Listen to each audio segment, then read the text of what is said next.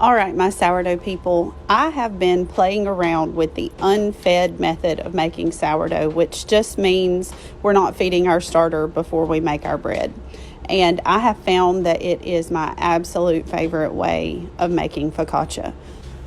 The first step is obviously just making up your recipe for your bread. I'm using my traditional bread recipe that I use for any sourdough basic loaf that I'm making, but I'm just not feeding the starter beforehand. So it's runny, but all of the activity that is going to happen in my bowl and not in my jar.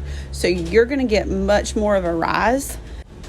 When doing the unfed method, your dough is going to be stickier, it's going to be more wet, it's not going to be as shaggy because your starter is more liquid.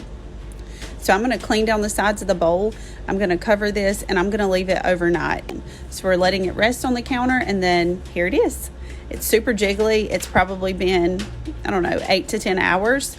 I greased my bowl or my pan with Baker's Joy and olive oil. And we're going to do like a margarita pizza style focaccia. Lunchtime, y'all, and this looks so delicious.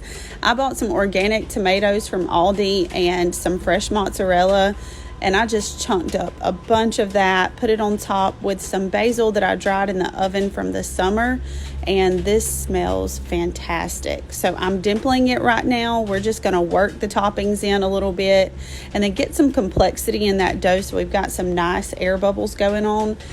And then we're going to bake this at 425 for about 25 minutes. And I'm telling y'all, we're going to drizzle the top of this with some balsamic reduction glaze that I bought at Aldi.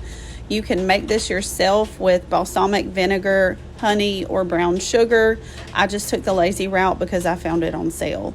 Look at that. This is honestly a meal in itself. My husband is a meat eater, but he does not complain about this. Let me know if you decide to try this out.